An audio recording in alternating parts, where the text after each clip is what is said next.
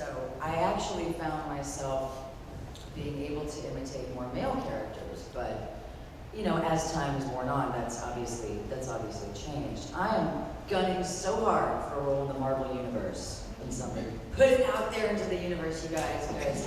Yeah, I mean, if somebody offered me the role of Wonder Woman, I'm sure as hell not going to say no to that.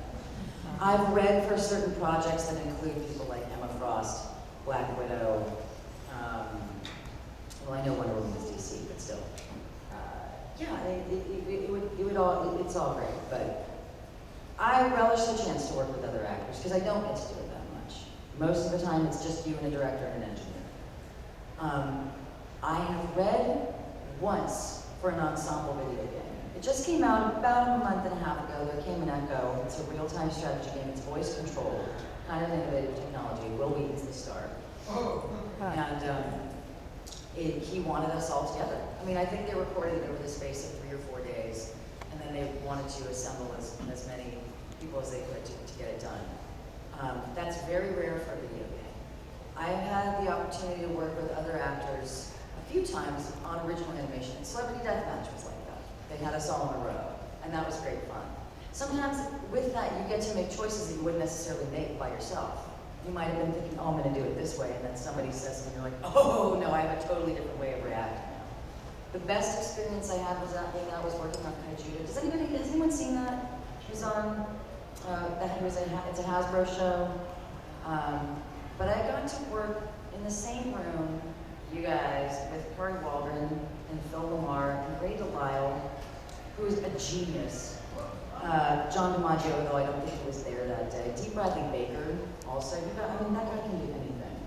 I was like, I can't believe they let me in this room. So that was amazing because, you know, it's a show that tackles really interesting themes. It's extremely well written, and it's also very funny. So that was like, you know, I would bounce out of bed and be like, I get to go to Burbank today because I got to work with these amazing people who all, of course, they couldn't be nicer and more humble. It's not like with talent comes this incredible attitude. They're just working actors like anybody else. They just happen to be extraordinary.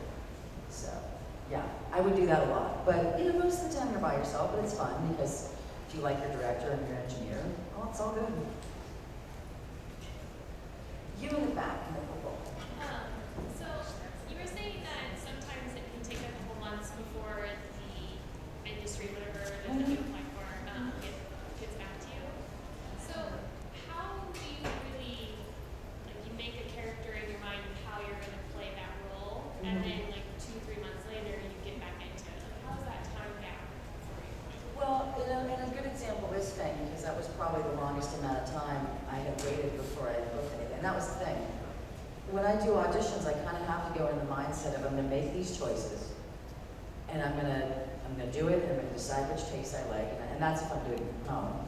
If I'm going in, it's the same thing. I'm going to make these choices. They might let you do it 1 or 2 more times, and then you have to completely put it out of your mind. Otherwise, it will drive you crazy.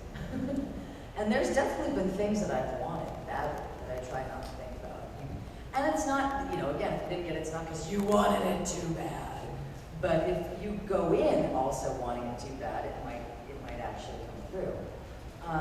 I just chose what I was going to do. I was like, okay, she's Australian, she's kind of mellow, but you can tell she's got something tough going on underneath. And it's funny because I didn't overthink that one. I just made sure that, you know, I cut out all the pops and the mistakes and made sure it was a clean audition. And I was like, yeah, that's pretty good. I like that. But I'm not going to worry about it and spend, you know, another 2 hours editing this thing. And so much time had passed that I had completely forgotten that I read for it. So when I got the call from my agent, I couldn't remember if I had. He's like, well, obviously you did. I'm like, oh yeah, of course, great. It just had been so long that, and there was already so many things that had come and gone at that time.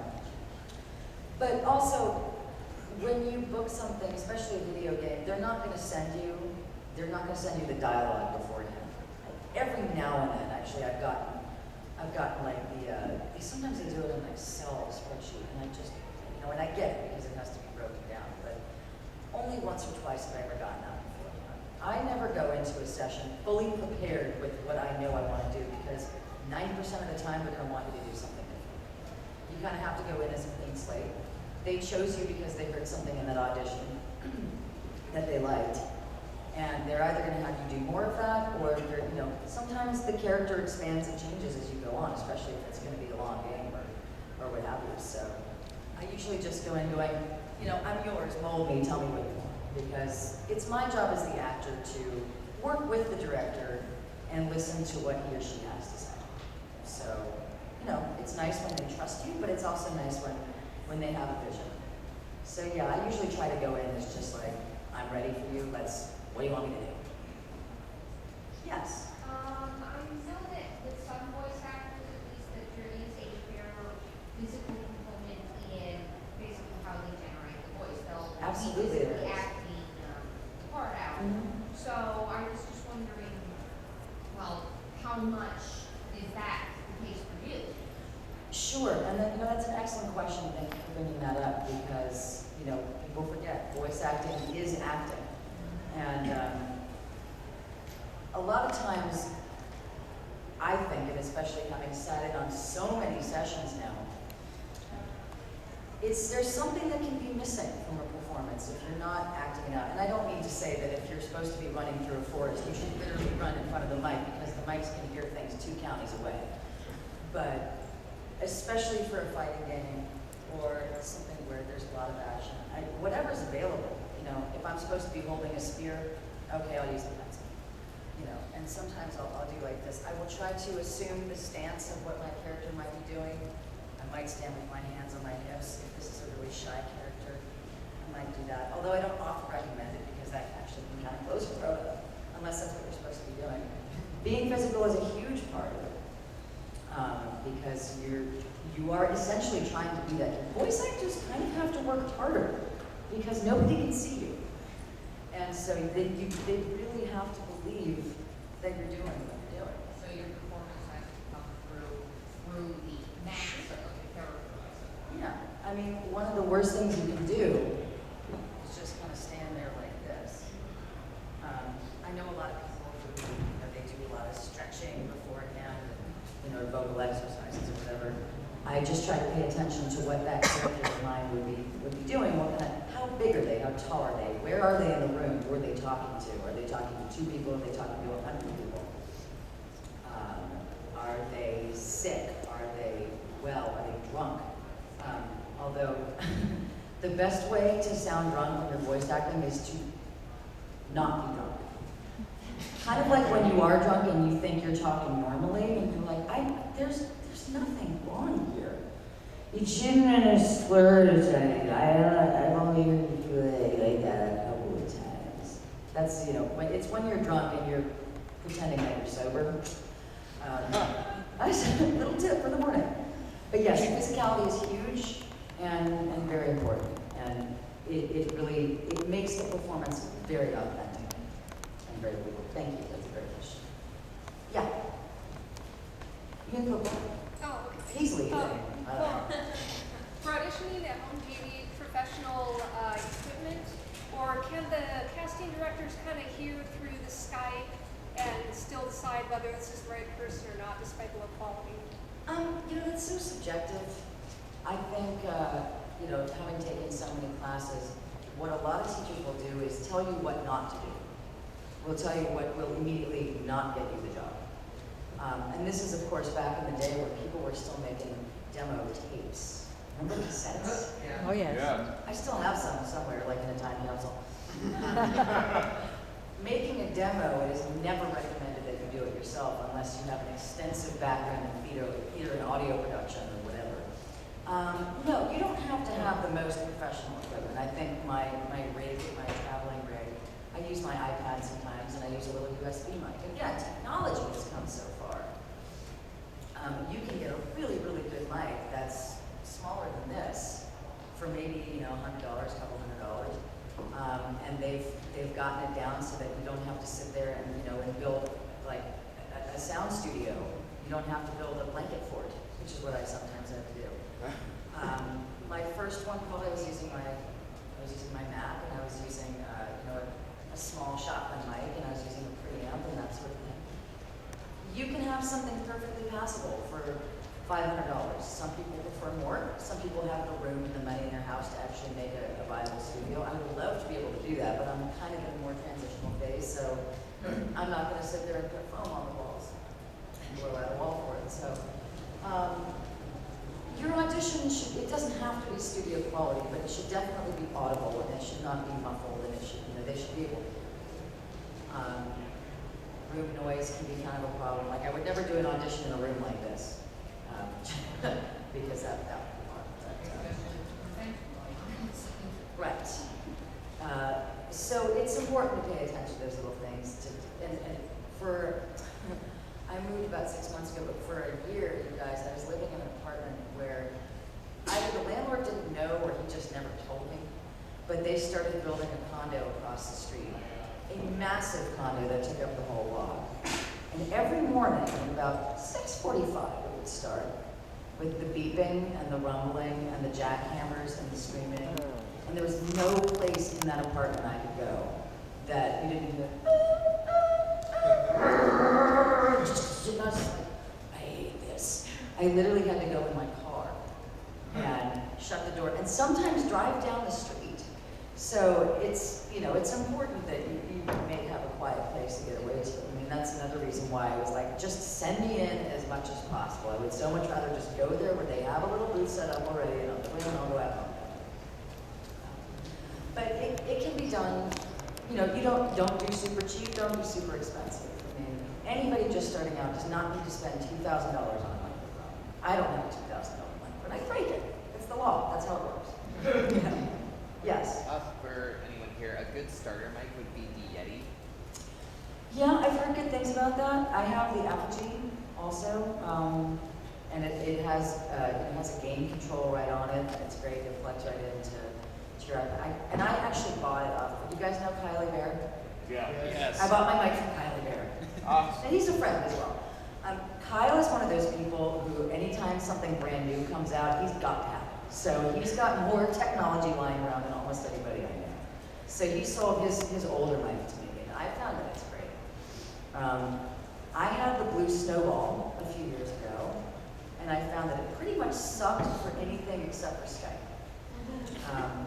But it's still okay. I mean, again, they're coming up with new stuff all the time, which is great, because I used to have to travel with this Marshall condenser mic and this mic stand that was very heavy and a pop filter, and it was really just unwieldy and kind of a pain in the butt. And now I don't have to do that anymore.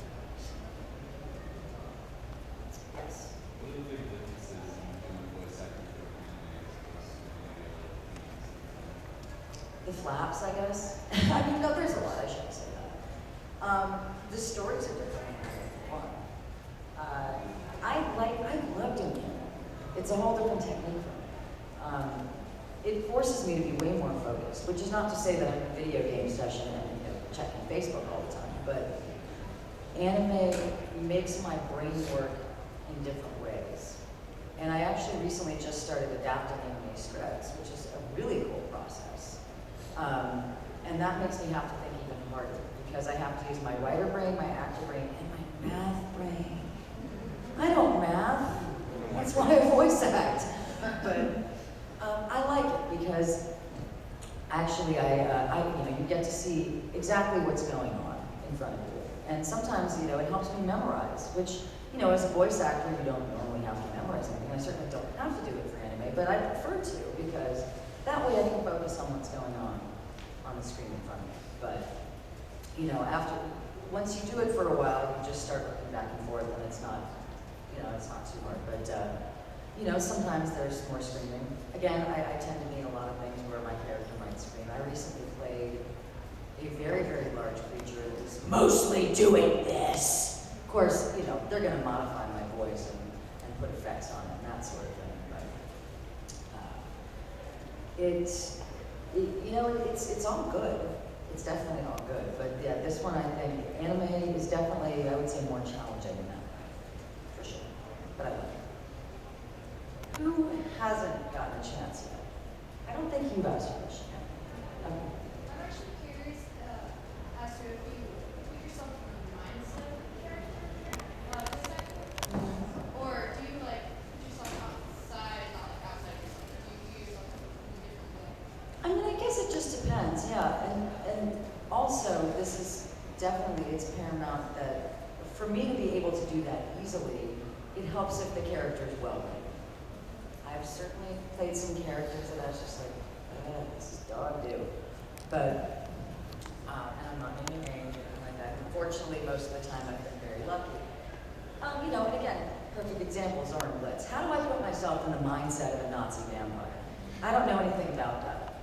Maybe the vampire part, because I don't really sleep well. But, you know, and that's difficult for me. Nobody's a fan of Nazis, as far as I know, and at least nobody that I'm friends with.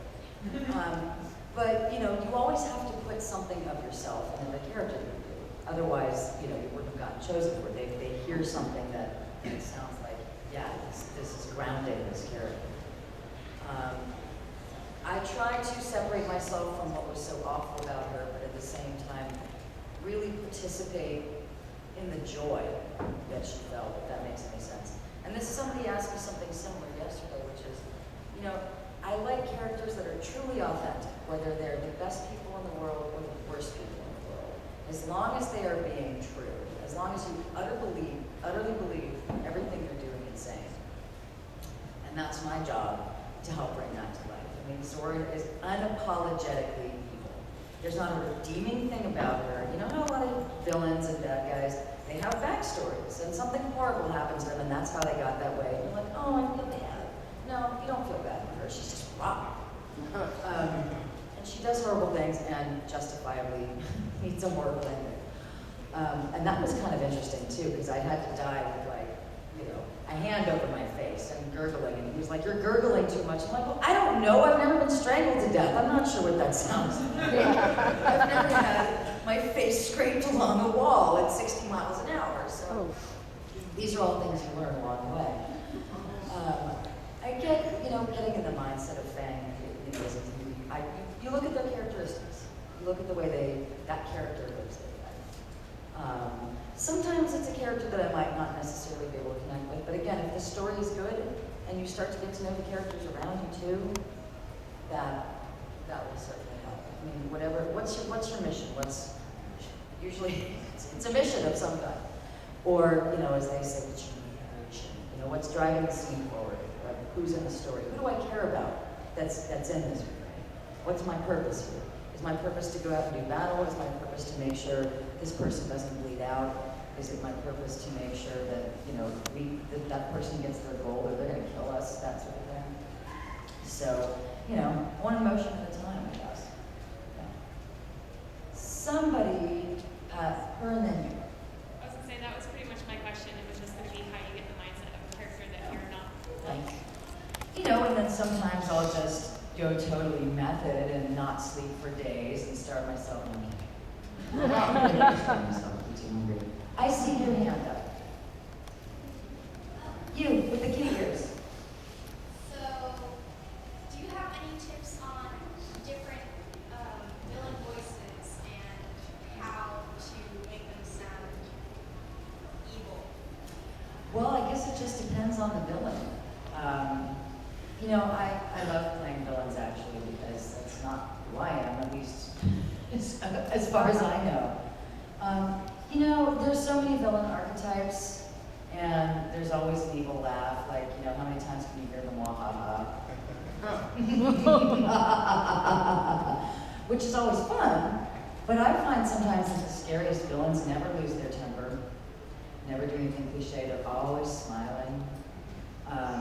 It's certainly fun to lose it sometimes, but I don't know. A villain can be anybody, and that's what's really cool. I think also the best villains are the people you would never expect to be villains.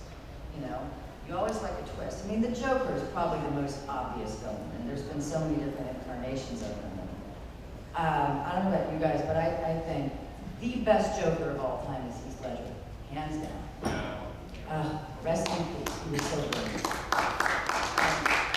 And he did the crazy laugh sometimes, but it was just these mannerisms that he developed, and these oddly comic moments, and these little tics that he had. And I was so torn between loving him and hating him, and I loved that. I don't like one-dimensional characters, I guess. I come from a family of writers. My father was a literary agent. I grew up around scripts and books and all that, and you had to be kind of well-spoken in my house. You know, writers basically paid my way through school, so I really owe them a lot. And as a writer myself, I really want to pay attention to what's believable about the villain. Who's your favorite villain?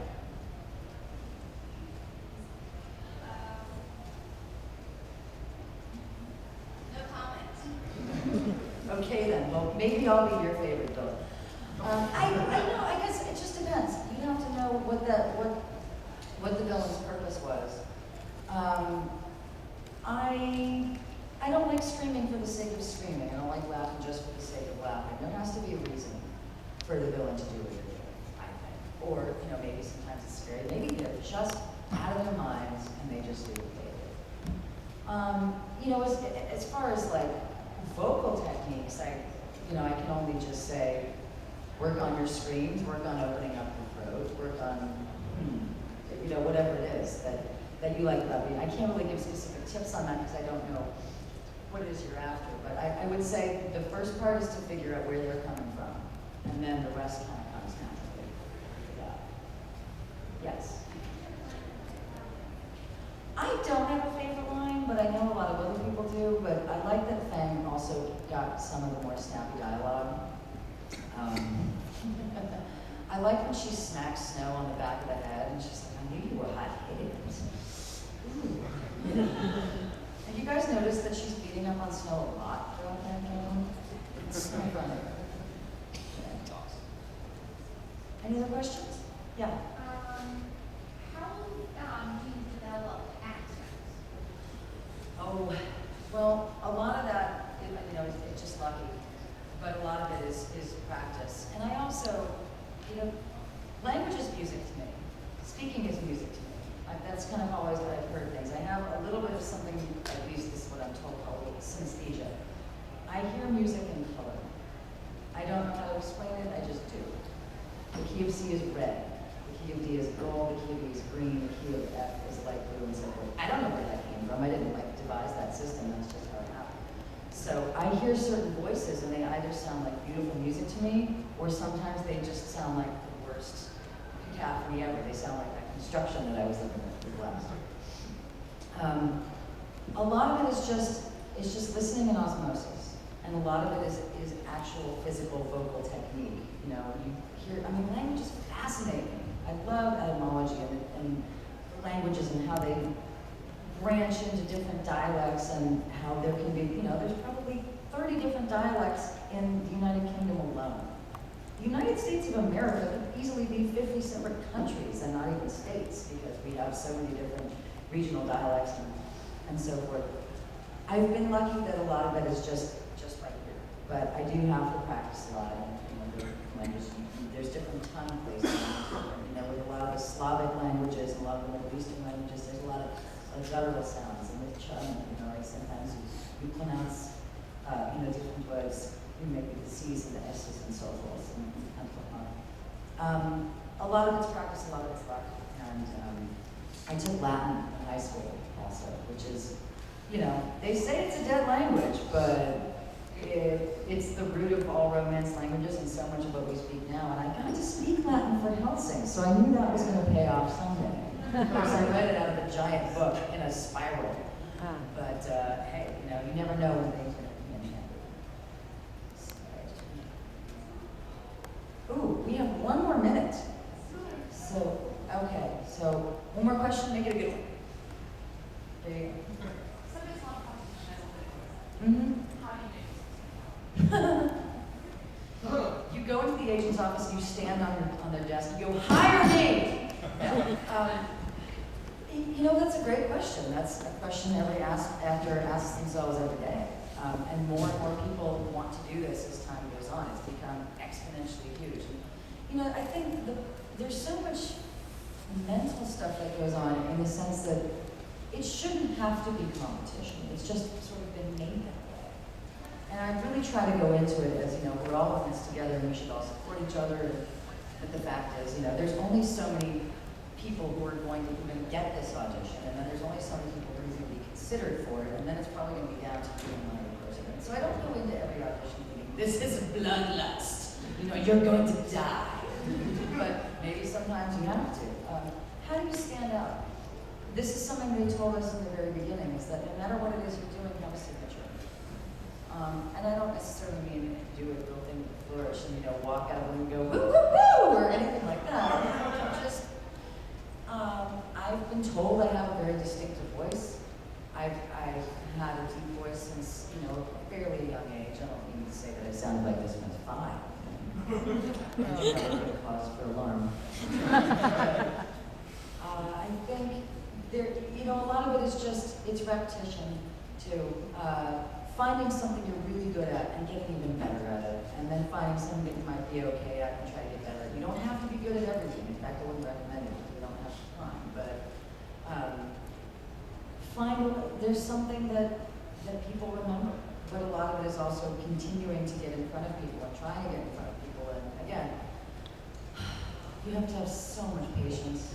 Oh my God, I don't know how to do it, because I'm not a patient person by nature. So it makes you wonder a little bit, but a lot of it is talent, a lot of it is patience, a lot of it is persistence, a lot of it is just luck and timing.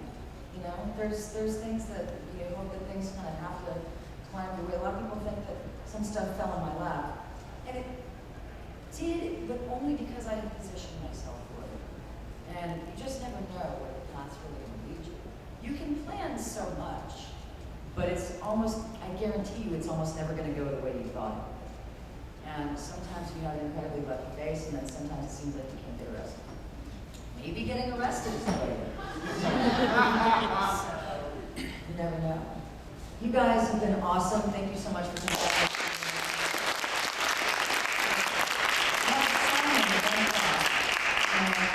Please also go check out the charity auction. Chris Bevins is running the whole thing. There's going to be some amazing items, and I'll probably pop in there too. So we'll see you later.